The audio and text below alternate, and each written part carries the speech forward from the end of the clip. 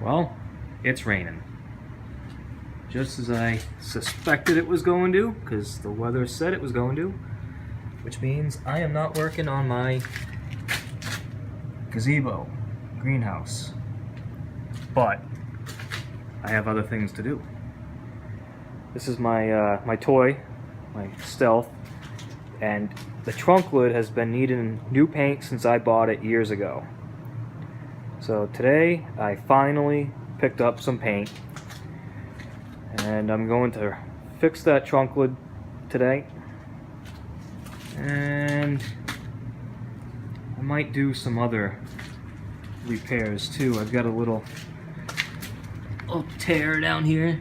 It's been driving me nuts since I got it, but I don't know if I'm gonna be able to blend this. I don't really want to paint the whole bumper. There's also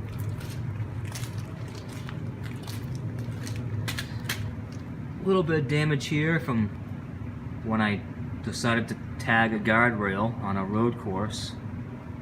Luckily that's all the damage I got. It also broke the light, but I replaced that. But this whole bumper really does need to be repainted. It's kind of rough, and I think I have enough paint to do all that. And the car's wet, so the paint actually looks better than it is. But down here it gets kind of dull, and I don't think I'd have to actually repaint it, but I could scuff that all out and re-clear it to bring back some shine. I'll show you what I've got for paint.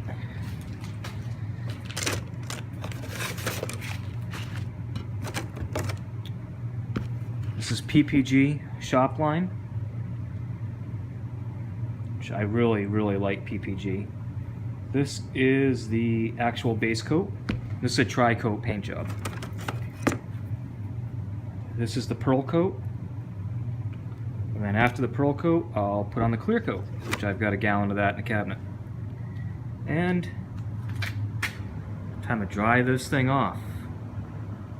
If I didn't have things I want to do tomorrow, I would wait till tomorrow and dry it then, but I'd just assume do it now. Why not? It's Friday night, got nothing better to do, right? Alright, I will update this when I get sanded. I've removed the spoiler, and I've wiped down this area with grease and wax remover, because you don't want to be sanding that into the paint, because if there's any wax or anything there and you start sanding it, you're just going to keep smearing it around. It's a real pain in the ass. But there's a couple things I wanted to show you. I thought one was actually kind of cool, is that you can see the way this black paint is wearing, and it's doing this on both sides. It's getting worn out. So the thing about that I think is pretty cool is that just shows how much air these side vents, these louvers that are designed to come down and apply pressure onto the rear spoiler that looks like it doesn't do anything on this car, it actually does. You can see just how much airflow, you know, it's picking up particles and everything, and it's wearing out the paint. So clearly the air is traveling through these vents, which you can't really see too well there, and onto the spoiler, and in the process wearing out my paint. So that also will get painted. Not white, it'll get repainted black. Another thing I forgot about that used to really drive me nuts when I would wash this car is how bad the mirrors were. That needs to be painted. I already showed you the bumper. The more I looked at it, the worse it looks. It really needs paint. And the back bumper, showed you a little tear, but there's actually a lot more going on than just that. There's some cracks here in the paint, some here, and it's just minor stuff, but it's always bothered me, so might as well fix it. And also, where those cracks are, it's hard to see in the light, but it's actually a bump here. It's like it got hit and it raised it here as it did that. I'm not sure how I want to fix that yet, but I'm going to try putting a heat gun to it, see if I can soften that and push that dent back in. And I'll have to sand it all out and paint the whole bumper. Another thing that sucks about painting the bumper is all my lettering that I actually hand painted on with a brush is normally the color of the car, but I like the black a lot better, but I don't want to mask all that off. So if I paint the bumper, I'm painting over the letters, and I'll just have to rebrush them on later. Trunk lid is all sanded down with 180, and of course, as kind of expected, there's issues here. There's low spots. You can see where the white didn't sand off. That's low, that's low, that's all low. Over here is low, and then there's one that I can feel, but you're not really seeing it. It's right here. Can't hardly see that, but that's a low spot as well. And I'm not doing all this work to do a crappy job. So this means body filler. And you can see that I taped off where the black is here.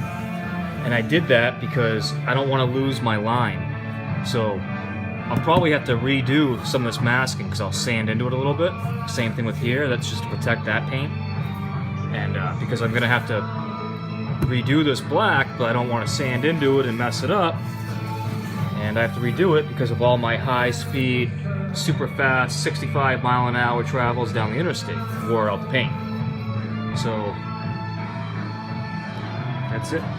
For those watching this that may have no idea about bodywork, I just wanted to say something that when you're putting on body filler, always put it on as light and as thin as possible, but not, don't pull it too tight, but because sanding body filler sucks. Luckily I have a DA, which I love the DA, but you'd rather put on 2 or 3 thin coats than to have to sand all day long only to find out you've sanded out what you tried to fix to begin with because you put on too much filler. So this might be enough, or I might give it one more little skin coat just to smooth it a little bit better. Because of what this is, it's not like a high-end muscle car or a classic whatever. I'm gonna just use a DA on this, finish it off good as I can without going crazy. Normally you'd want to block sand this entire trunk and do many coats, looking for low spots, using glide coat, spraying with the dark paint, sanding it again, yada yada yada. I'm not doing any of that. It's gonna be good enough. While this is hardening up, I'm gonna tackle the front bumper, start sanding that, cleaning that up, and I think I've made the call that on this go around, the back bumper is just gonna be good enough. I don't want to do that right now. Eventually I want to paint the whole car, and honestly I'm not sure how good this paint's gonna match. So it's kind of a high risk situation here. If this doesn't match very well, then that means I have to paint the whole damn car.